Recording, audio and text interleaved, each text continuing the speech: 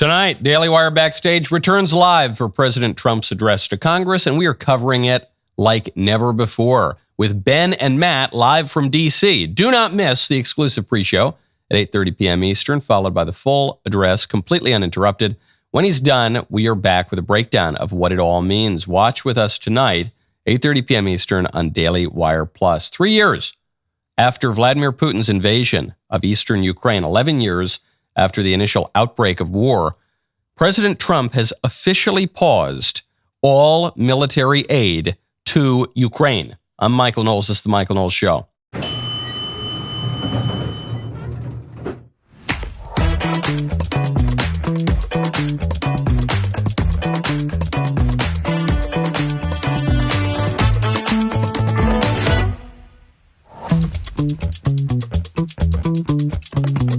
Welcome back to the show. Did RFK Jr., the Secretary of Health and Human Services and the most outspoken vaccine critic in the United States, did he just flip-flop and endorse the measles vaccine? That's what the headlines say. What's the reality? We'll get to that in one moment. First, I want to tell you about Home Title Lock. Go to HomeTitleLock.com, use promo code Knowles250. Did you know scammers can steal your home right out from under you? The FBI calls it house stealing. It's a growing real estate scam targeting American homeowners. Here's how it works. Criminals forge your signature on one document. They use a fake notary stamp. They pay a small fee. They file it with your local recorder's office. And just like that, your home title has been transferred out of your name. Then they can take out loans using your equity as collateral or even sell the property behind your back. You won't even know it's happening until you start getting a collection of foreclosure notices. So let me ask you, when was the last time you checked your home title? If you're like me, the answer is never. That's exactly what scammers are counting on. That is why I trust Home Title Lock.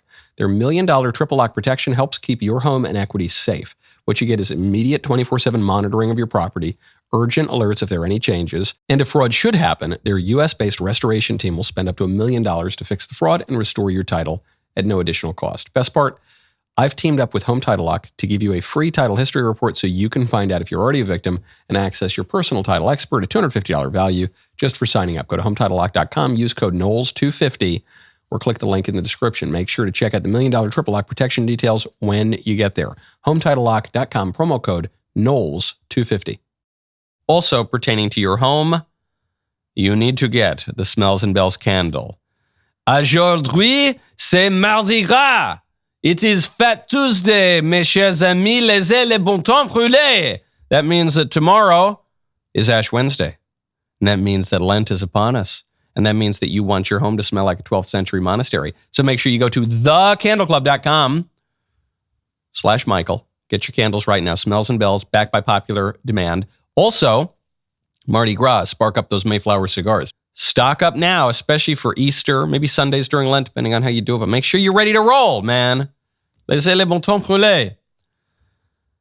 The U.S., after years of threatening this, mostly from the Republican side, the U.S. has finally paused military aid to Ukraine. This war has been going on now for what? 3 years? Really, the war's been going on for 14 years. Goes all the way back to 2014. U.S. has been involved from the very beginning. This is a seismic shift in American geopolitical strategy. Now, what is the White House saying? According to reporting from CNN, a White House official said, quote, "The president has been clear that he's focused on peace. We need our partners to be committed to that goal as well. We are pausing and reviewing our aid to ensure that it is contributing to a solution." There are going to be a lot of people who are cheering loud, echoing through the hilltops that Ukraine aid is being paused. There are going to be some people who think that Ukraine aid should not be paused because even if they don't like Ukraine, they think it's politically important as a matter of U.S. grand strategy, and they don't want to give some of that country to Putin, and they have their reasons, and they can make very good arguments. However, the reasoning here that the White House is giving is sound reasoning. What the White House is saying is, we're pausing and reviewing our aid to ensure that it is contributing to a solution. It's the same moral reasoning that goes into whether or not you're going to give a homeless person $5. When a homeless guy comes up to you, especially if you're a Christian, you're going to feel tempted to just give him whatever money, ask. And whenever you're asked, just give. However, you also need to take some moral reasoning in here. If you know for a fact that that homeless person is going to take your $5, go buy a bunch of and overdose on the street, then you are not helping him by giving him that money. So the moral reasoning that the White House is engaging in here is this military aid actually contributing to a solution to the most significant war to break out in Europe since World War II? That's the moral reasoning. You could say, and there are going to be people even on the right who say that the White House has defective reasoning on this, or that actually they're not considering all of the context, and actually they should give the military aid.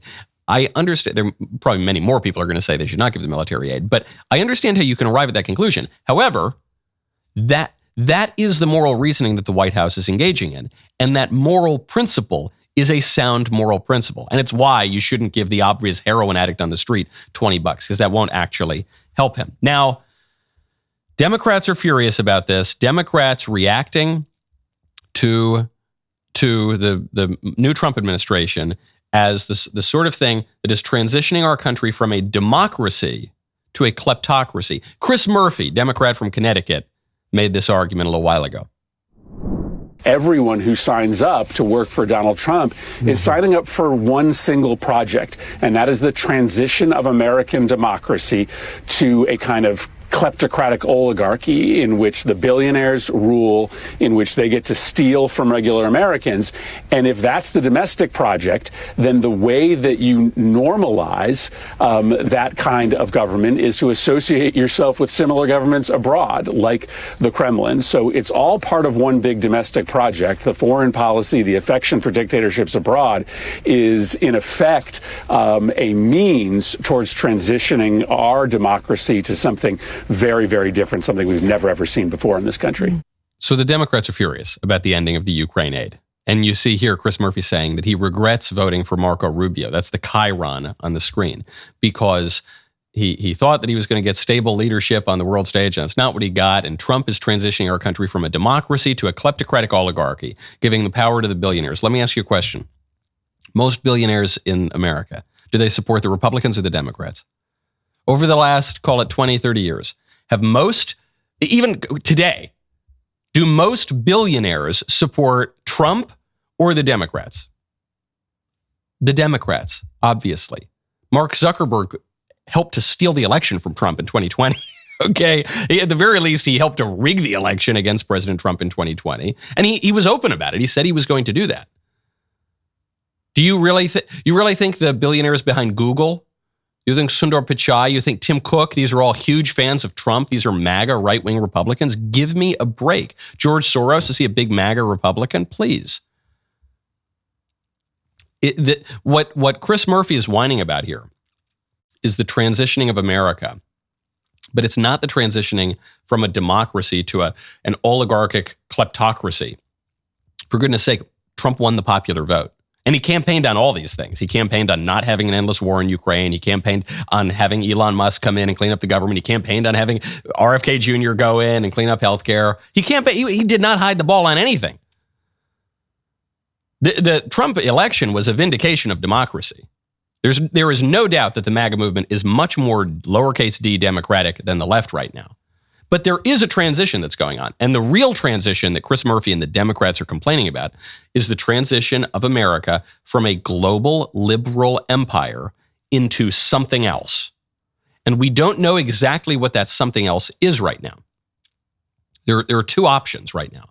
One option is the transition of America from a global liberal empire that controls the entire world, that gets involved in every conflict, that is just the sole hegemon, undisputed, but that uses its power to advance abortion, to advance weird stuff, to just push liberalism.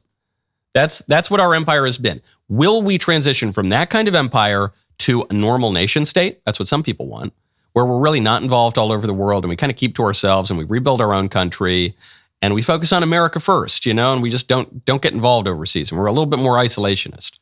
Or do we transition from a global liberal empire into a more traditional conservative American empire, which is also kind of America first? That's the America first of we're going to acquire Greenland. We're going to go conquer Canada. We're going to build the Trump casino in Gaza. That's the America First of we're going to flex our muscles and advance our interests all over the world, but we're going to advance our interests. Those are the two options, and we don't really know what we're getting. Within the MAGA coalition, there are people who strongly advocate for both. But the one thing we can all agree on is we don't like this liberal globalist empire. Some people derisively refer to it as the globalist American empire, or gay, because it advances that rainbow flag everywhere around the world, and abortion and all sorts of nasty things that people don't want. That's the one thing that we can agree on. That's what's going away. That's what people voted against. And that's what has Chris Murphy so angry. But the irony of it, of course, is that most voters voted against that thing. Even if they can't agree on what they want next, they did vote against that. We're becoming a kleptocracy. Give me a break. Specifically on Ukraine, you're going to make that argument? When this war started, Ukraine was bribing the Biden family, was paying off Hunter Biden to the tune of many hundreds of thousands of dollars to buy American influence when Joe Biden, the vice president at the time, was the point man on Ukraine. Are you kidding me? The Democrats are going to argue about oligarchy and kleptocracy? No. They're seeing their empire crumbling. The question is, what are we going to have to replace it? Are we going to give up the American empire and become a traditional nation state again? Or are we going to be a more conservative empire, as we have been in the past? What kind of America First are we talking about? Now, speaking of our national health, I want to get down to your personal health. I want to tell you about Lumen. Go to lumen.me/Knowles. I've got a great tool for you, especially on Fat Tuesday, and that is Lumen, so you can check your metabolism through something as simple as your breath. And today, when you're eating cakes and pancakes and sandwiches and chocolates and just stuffing your face, then your Lumen is going to be working overtime. But it's okay, it can handle that. This is the world's first handheld metabolic coach. All you need to do is breathe into it first thing in the morning. You will know exactly what's happening with your metabolism, whether you're burning fats or carbs. Based on your measurements, Lumen creates a personalized nutrition plan just for you. You can also breathe into it before and after workouts and meals, so you know exactly what's going on in your body in real time. And Lumen will give you tips to keep you on top of your health game. For those of you who've not already given up on those New Year resolutions, you know, your metabolism is your body's engine, powers everything you do. When you optimize your metabolic health, you can experience improved energy levels, better fitness results, and enhanced sleep quality. I love Lumen. I'm technologically a little skeptical, and I tried Lumen. I think it's just great. It is a great use of technology. Go to lumen.me/Knowles, KNWLES. Get 20% off your Lumen, lumen.me/KNWLES for 20% off your purchase. Thank you, Lumen, for sponsoring this episode. Speaking of transitions, there's a study just came out of Oxford. Trans surgeries are associated with a higher risk of suicidal ideation. This information, this new scientific study, should surprise precisely no one who has listened to this show for more than 5 minutes. But it will surprise most people who listen to the establishment media or the academic establishment or even the medical establishment.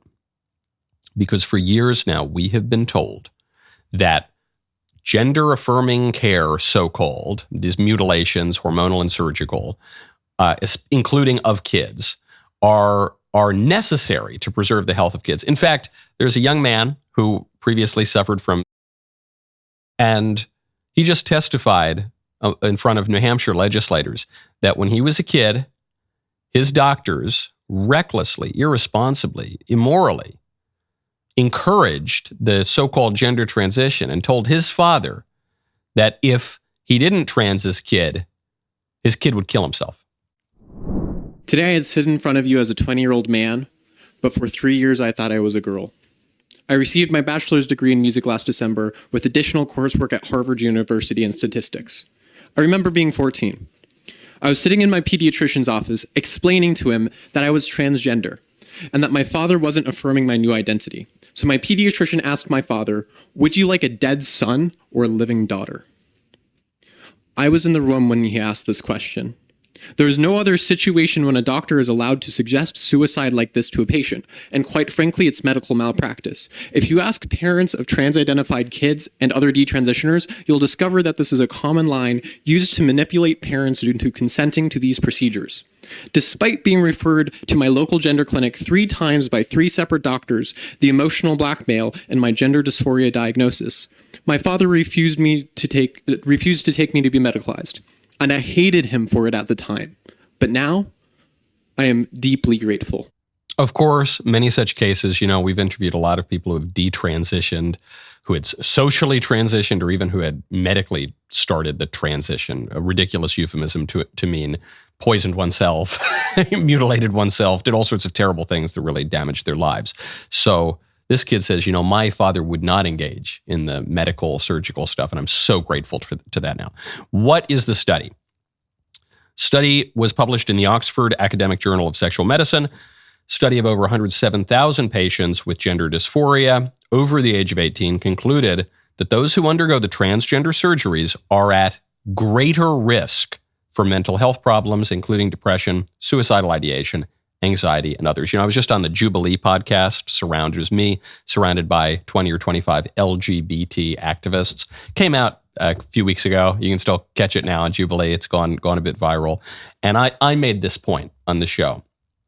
And they denied it. And I pointed to the largest data set that we have, published in the American Journal of Psychiatry, which showed that not only do the transgender procedures not help anxiety, suicide, and depression, but actually on at least one count on anxiety, they seem to make it worse. Well, that observation from then the largest data set, backed up by this major study of 107,000 patients, both bottom and top surgeries, so-called, well, you can use your imagination, you understand what that means, are, quote, associated with increased risk of mental health issues. Doesn't make the mental health issues better, it's associated with an increased risk of mental health issues.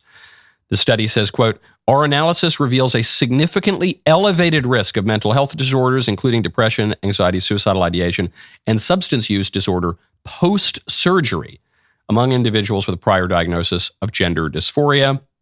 So males who had had the surgery showed a higher prevalence of depression at 25.4% versus 11.5% among people who had not had the surgery, and a higher prevalence of anxiety, 12.8% instead of 2.6% among the people who had not had the surgery.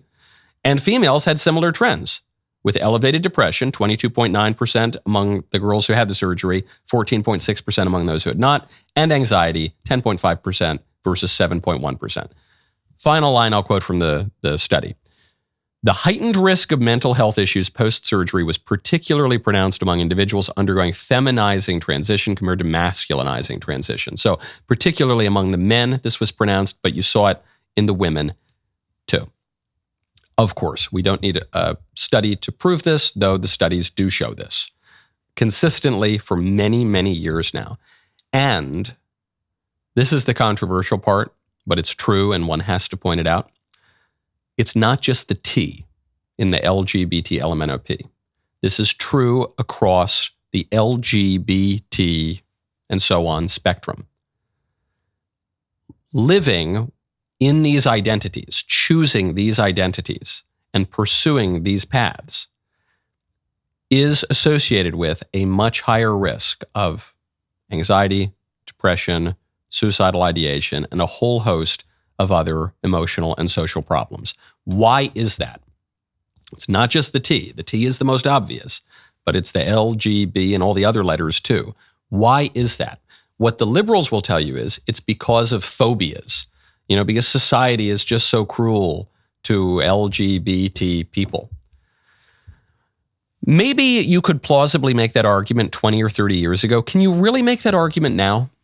Can you really make that argument 27 years after Will and Grace? Can you really make that argument after Obama and Biden light the White House up in rainbows? Can you really make that argument after the Supreme Court preposterously tries to redefine marriage in Obergefell? Can you really make that argument after the conservative justice on the Supreme Court, Neil Gorsuch, enshrines transgender identity into civil rights law in the Bostock decision? Can you really make that argument when everything is super gay all the time? And we have a whole month. We actually have 2 months now to celebrate LGBT, and it's pushed in school as a positive good, and it's pushed in corporate America, and everyone is officially so pro-LGBT that to question that sexual ideology could get you punished, expelled, fired, who knows? I mean, in certain countries, not so much in America yet, but in other countries in the West, you could be arrested for questioning that ideology. And you're telling me it's because of phobia and social stigma? That doesn't hold up. I don't think that's why. If the cause of increased anxiety, depression, suicidality, all the rest of it, across the LGBT spectrum were caused by social pressure and ostracism or something, then you would expect those rates to have declined precipitously over the past 2 or 3 decades. And that hasn't really happened. My humble suggestion is the reason that there are elevated rates of anxiety, depression, suicidality among people who identify as LGBT, LMNOP, and all the rest of it, is because of the identity itself. Because the identity itself is contrary to nature. I think that's the problem. I think people are just recognizing there's something a bit odd in it. I'm not knocking anybody for having an identity or anything like that. I don't know exactly what causes it.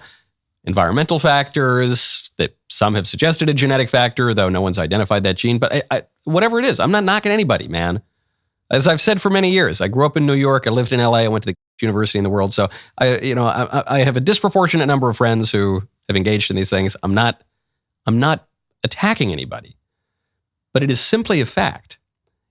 For instance, if you're a guy and you don't like girls and you do stuff with guys, and then even if the Supreme Court gives you the so-called right to gay marriage, you're still going to have a natural desire to have a child. You're still going to, and which is not possible, obviously, between two men. So you can try to work up all these different ways where you go to the baby store and you buy a woman's egg and you rent another woman's womb and you do it. But deep down, because the natural law is inscribed in every human heart, that there's something that's just kind of wrong about that. That's not ideal. That's not really what people want. That's the cause, okay? And grappling with that reality is crucial, not just for the sexual revolution or these kinds of cultural issues, but for all of politics. Because when it comes down to it, if you live your life in accord with reality, you're going to have a better time. And if you live your life in discord with reality, in contradiction of reality, in various forms of, which we all do, and to some degree at certain points, you're going to have a worse time. Okay? That's true at the level of the individual. That's also true at the level of the nation. And so this is actually the connection between the stories we've been talking about today. The personal story on the LGBT study and the big geopolitical story, America's alliances, how we're going to engage with the world. If you engage with the world in accordance with reality, eternal political principles, the kind of things that make human beings tick, you're going to have a better time. If, on the other hand, you follow utopian, if, as President Kennedy quoted George Bernard Shaw as having written into the mouth of the serpent, tempting even the Garden of Eden, if instead of seeing things that are and saying why, you see things that you imagine things that never were and say why not, you are going to have a worse time. That's just a fact. Don't shoot the messenger. Now, I want to talk to you about Pure Talk. Go to puretalk.com/Knowles. This country was founded on freedom, I'm told. Freedom from a country that forced us to buy overpriced tea. Even that delicious Earl Grey with the double bergamot. They still overcharged. Then they tried blockading us when we dumped all their tea into the ocean. How'd that work out? It's time to throw your overpriced big wireless contract overboard too. You don't need to pay $100 a month just to get a free phone. It's an expensive free phone. Pure Talk, my cell phone company, says no to inflated prices. With a qualifying plan, you can choose an iPhone 14 or a Samsung Galaxy for $0. Yes, this is for premium service on America's most dependable 5G network. Get your iPhone 14 or Samsung Galaxy for $0 with a qualifying plan by going to puretalk.com/Knowles, KNWLES. Make the switch in as little as 10 minutes. No hassle, no gimmicks. Just honest to goodness, wireless priced right. puretalk.com/Knowles, KNWLES. Claim your new iPhone or Galaxy with qualifying purchase from Pure Talk, America's wireless company. Go to puretalk.com/Knowles, KNWLES for details. Folks, you have questions. I have answers, I hope. If you want to send me your questions, you got to go to dailywire.com. You got to click the watch page. Then you got to click the Michael Knowles Show. There it is, baby. You hit that show. You hit submit a mailbag question right there in the bottom left corner. Then you either type your question in or you send me a voice recording of your question. Please, I implore you, keep it to under 60 seconds. Some people, they think they're going to cheat me and they're going to send me 90 seconds or 2 minutes.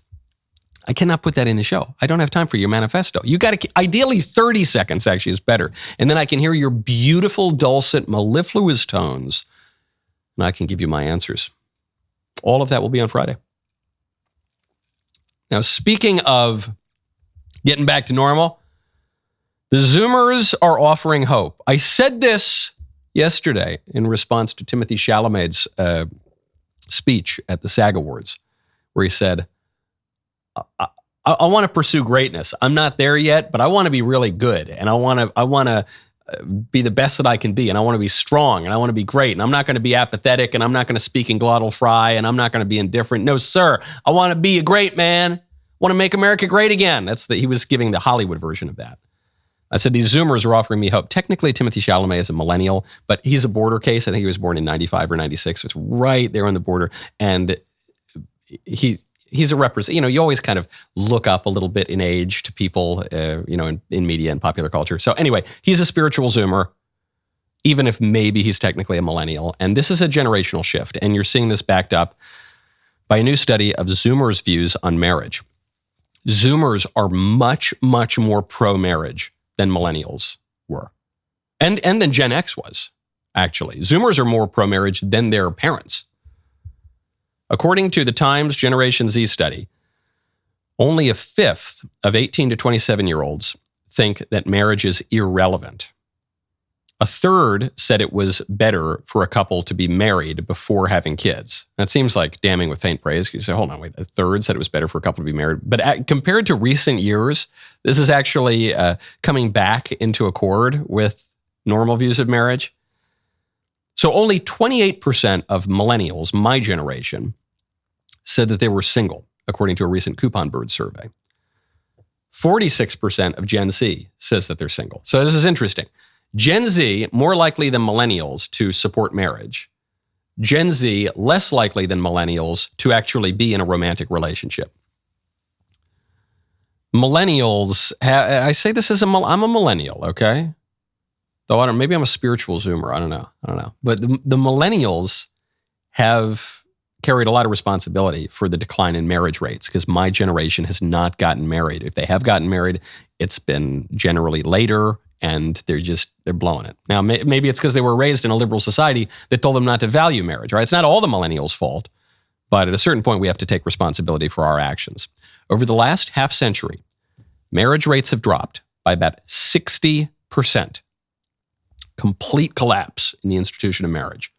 That's according to the National Center for Marriage and Family Research. Zoomers finally saying, actually, we kind of like marriage. Actually, we think marriage might be a good thing. Actually, we don't think it's irrelevant. Little bit of hope that they're bucking that trend. And this is true more broadly on cultural issues. Only 23%, this is a shocking statistic, only 23% of 18 to 27-year-olds, of Zoomers, said that their friends commonly had one-night stands. Some will say that's still too high, but you're talking about less than a quarter of Zoomers say that their friends commonly had one-night stands. Do you know what percentage of millennials 20 years ago said that their friends regularly had one-night stands? 78%. 78%. And look, man, I'm a millennial. I was there. I was part of it, I remember. I don't need to look at surveys to tell me that. I remember that. 78% to 23%. That is an amazingly encouraging sign. And we conservatives were always saying that the West has declined and billions must die and, it's all over and the earth is about to explode. But that's very encouraging. And I've been pro-Zoomer for a long time. I saw lots of signs of hope in those Zoomers going back 10 years. And it's starting to pay off. And I love to say that I told you so. Speaking of love and marriage, Kieran Culkin, brother of Macaulay Culkin of Home Alone fame, and Kieran Culkin, who was in Succession, he just won an Oscar for some role. I don't even know what the movie was. And he gave one of the great Oscar speeches, maybe of all time. It was kind of, well, he's a millennial, so it was still kind of like weak and a little bit, it's not, he ain't Gary Cooper, but the content of his speech was extremely right-wing and based. A year ago, I was on a stage like this, and I very stupidly publicly said that I want a third kid from her because she said if I won the award, she would give me the kid. It turns out she said that because she didn't think I was going to win. But and people came up to her and were like, really annoying her. I think it got to her. But anyway, after the show, we're walking through a parking lot. She's holding the Emmy. We're trying to find our car. Emily, you were there, so you're a witness. And she goes, "Oh, God, I did say that. I guess I owe you a third kid." And I turned to her and I said, "Really, I want 4. And she turned to me. I swear to God this happened. It was just over a year ago. She said, "I will give you 4 when you win an Oscar." I held my hand out. She shook it. And I have not brought it up once until just now. You remember that, honey? You do? Okay. Then I just have this to say to you, Jazz. Love of my life, ye of little faith. No pressure. I love you. I'm really sorry I did this again. And let's get cracking on those kids. What do you say? Yeah, let's go, baby. Oh, I love it so much. That is great, man. That is, whew. Especially on the heels of that Timothée Chalamet speech, this was much better. I mean, this was one of the great Oscar speeches of all time. Comes up there, successful, he's doing his thing, he's, at the top of his field, he's got this beautiful wife, he's in Tinseltown with all these decadent libs, and what does he say? The chief thing that he wants is another kid with his wife. Even he wants 2 more kids. I don't know if they ever ended up having the third, but that's what he wants. And that's what he should want. And that is what it is natural to want. That is what it is good to want. And when you're really rich and you're really famous and you're really successful, sometimes you get distracted by all of these other ephemeral goods. And I told my wife, when I get an Oscar, I want to buy a Patek Philippe watch, or I want to buy a Ferrari, or I want to go to the Caribbean, or no. Because those goods, I mean, they're good in a certain way, but they fade. They're not really serving your end in anywhere close to the same way as having a kid. That's really, really good. With his wife. Oh, man. You know what it is? I'll just leave the story on this. It's a vibe shift, is what it is. It's a vibe shift. It's good, and I hope it encourages more good stuff, but it's a sign of the times, man. And I'm seeing so many data points here that are telling me that something is really shifting, okay? Just off the top of my head, Trump wins the popular vote. Obviously, that's a big one. The decline of Christianity levels off in America. It's been stable for 6 years. You've got Hollywood stars not whining about politics so much, but actually talking about just being great at their craft again and doing their job. You've got Zoomers absolutely cratering in their support of promiscuous sex and encouraging marriage again. You've got a major Hollywood star in his Oscar acceptance speech telling his wife she will give him another child because she agreed to it and that's her duty. So let's get cooking in the boudoir, lady. Oh, man. How many more data points do I need? You've got a shift in voter identification, a major shift to the right among virtually every demographic. Black guys, Hispanics, women, young people. It's a vibe shift. That's what it is. We are living through the most notable vibe shift of my lifetime. And I know vibe is like new agey, weird, hippie language, but that's all right. It's all right. We're reappropriating it. We're taking it. It's ours now. Now we're going to get rid of that word and we're just going to be, I don't know, man. I think we might be able to be great again. There is a chance. I'm not saying it's like that. I'm just saying there's a chance that we might be able to be great again. Now, speaking of babies, should you vaccinate your children? a major question, especially with the measles outbreak right now, that many parents are discussing. And there's a big headline. RFK Jr., chief opponent of vaccines of the past quarter century. RFK Jr. flip-flops on the measles vaccine, but does he? We'll get to what he really said in a second. First, tonight at 9 p.m. Eastern, President Trump addresses Congress. A moment this big demands coverage that actually rises to the occasion. That is exactly what we're delivering. Matt and Ben will be live from D.C. I went to the State of the Union last year. They're going this year. This is a connection between the DailyWire and a presidential administration like never before. This is not just coverage of the event. It's coverage from where it's happening. It's all kicking off with our exclusive pre-show at 8:30 p.m. Eastern on DailyWire Plus, setting the stage for President Trump's address. Then watch history unfold live with us only on DailyWire Plus. Do not go anywhere afterward. It is Backstage Live, breaking down what it all means for America's future. This is coverage that the media will not give you. Watch it all tonight exclusively on DailyWire Plus. My favorite comment yesterday is from the Drummer's Workshop in Worms Music, a great account, who says, right now, John Fetterman is thinking, that Zelensky is a sharp dresser. So true. So true. I'm sure that's exactly what he was thinking. Has RFK Jr. flip-flopped on vaccines? Here's the headline. This is from Fox News, foxnews.com. Robert F. Kennedy Jr. measles outbreak is a call to action for all of us.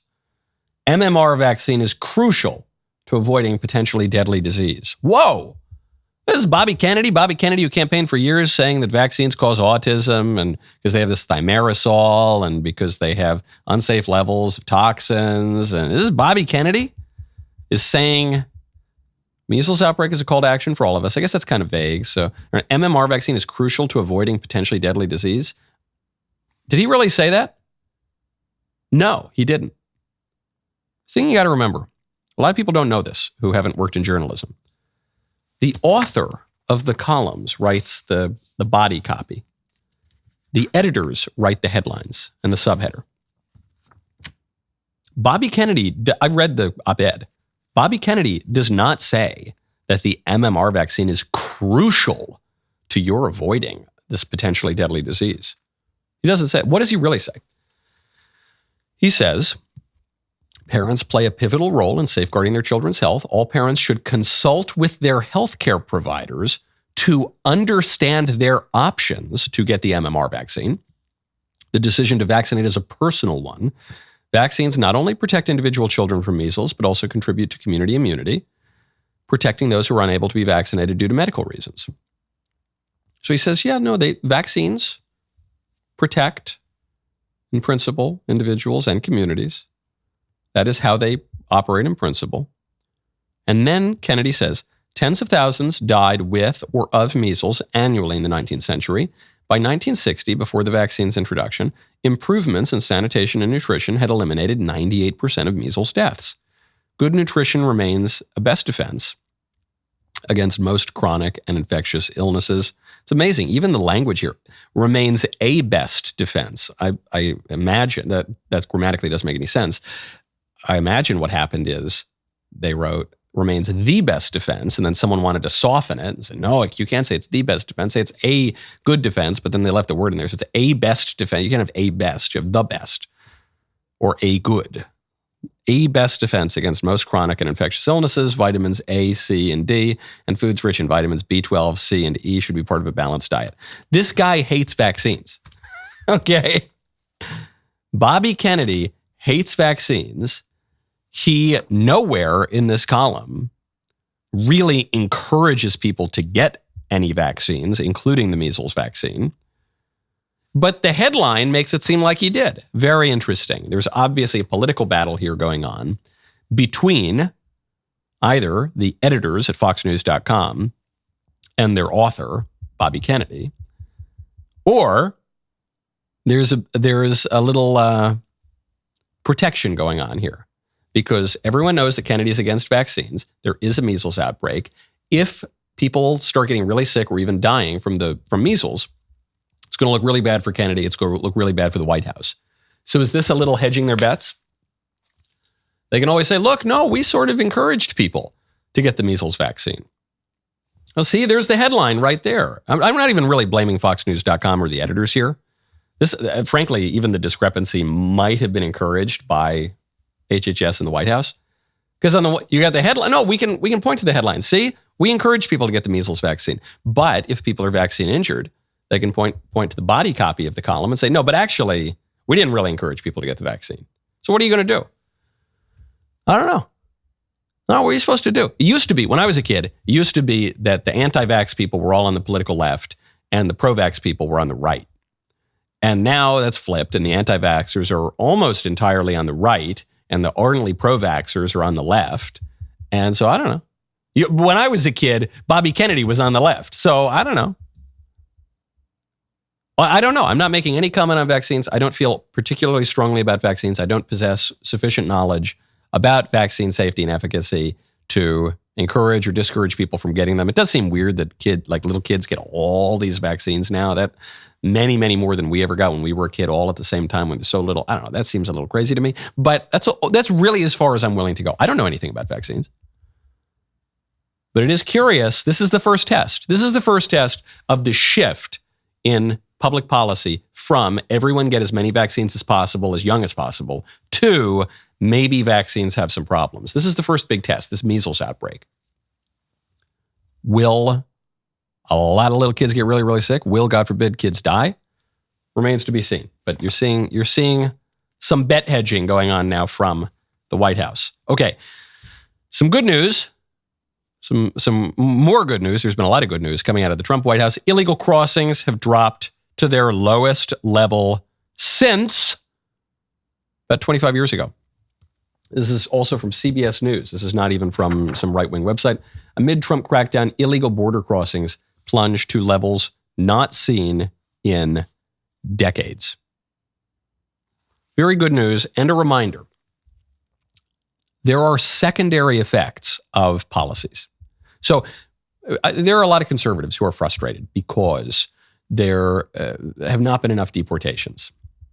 And the White House has not continued to report the daily deportation numbers because they're not as high as some people would like. And right now, the White House is probably on track to deport, or the admin is probably on track to deport 450,000 to maybe 500,000 people this year. Now, they might ramp it up significantly. It's only been about a month. You got to give them a little slack. They're doing a lot right now.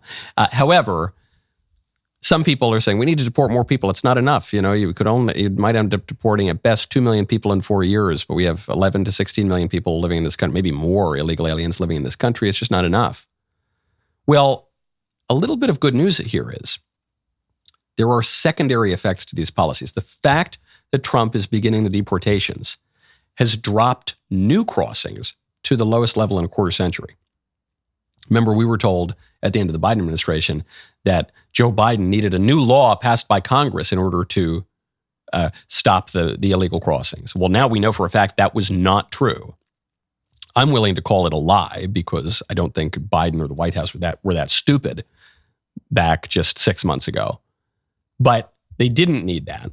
In fact, if you just start deporting even a moderate number of people, you will discourage the criminal cartels that control the southern border from sending more people over. Secondary effects. Okay, so I sympathize, I empathize. I wish the deportation numbers were significantly higher too.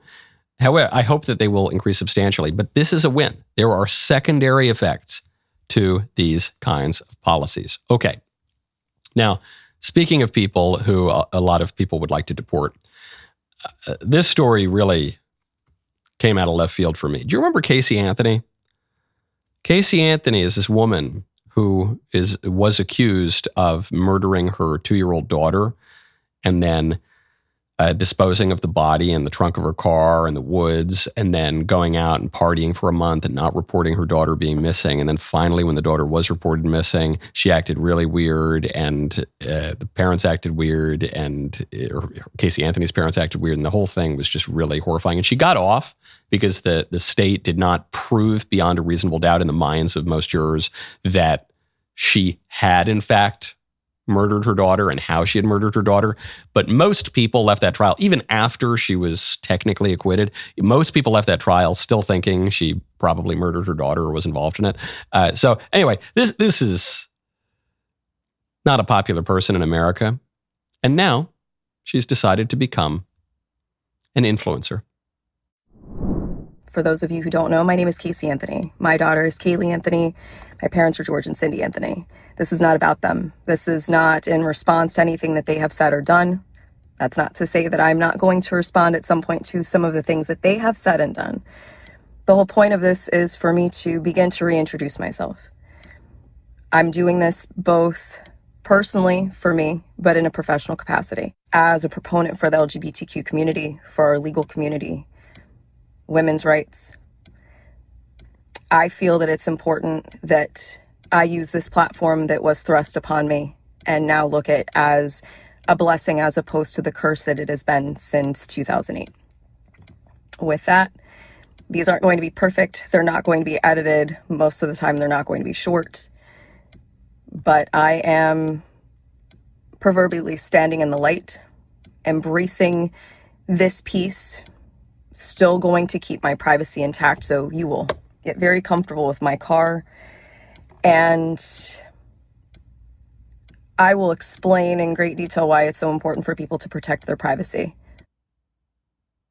She's going to protect her privacy by becoming famous, more infamous than she already is.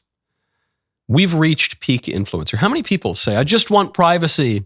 You know, I really just want to be left alone and have privacy. It's the Meghan Markle effect. Please, I'm going on every TV show in the world so that I can plead for privacy. I don't think they want privacy. A lot of people do that. We have a lot of influencers these days. I don't know exactly what an influencer is. In a way, I guess I'm technically an influencer. Am I an influencer? Do I count as an influencer? I don't do dances on TikTok or anything, and I do occasionally write. But I don't know. I might. But this is too far. When Casey Anthony becomes an influencer, that is too far. But she's saying it's her professional capacity. I don't know. Maybe she needs the money, and she thinks it's an easy way to make a buck by taking her infamy and trying to monetize it. But what is she going to be influencing on behalf of? Well, she says, I want to be speaking out for LGBT and this and that, and women's rights. And what is meant by women's rights? When people on the political left, people who are on the side of whatever, LGBT activism and this and that, when they talk about women's rights, what are they talking about? They're talking about one thing. They're talking about abortion. They're talking about killing their own kids. It's whatever you want to say about Casey Anthony. I think most people who follow this case still suspect that she murdered her daughter. She was acquitted, so it's just an allegation, an accusation, a hunch. It's not. She was acquitted. She was not acquitted. She was convicted of lying to authorities. But people still suspect. Okay, they say this woman, she might be one of the worst people in America. And yet, what Casey Anthony was accused of doing is pretty much exactly the same as what abortionists and their customers do.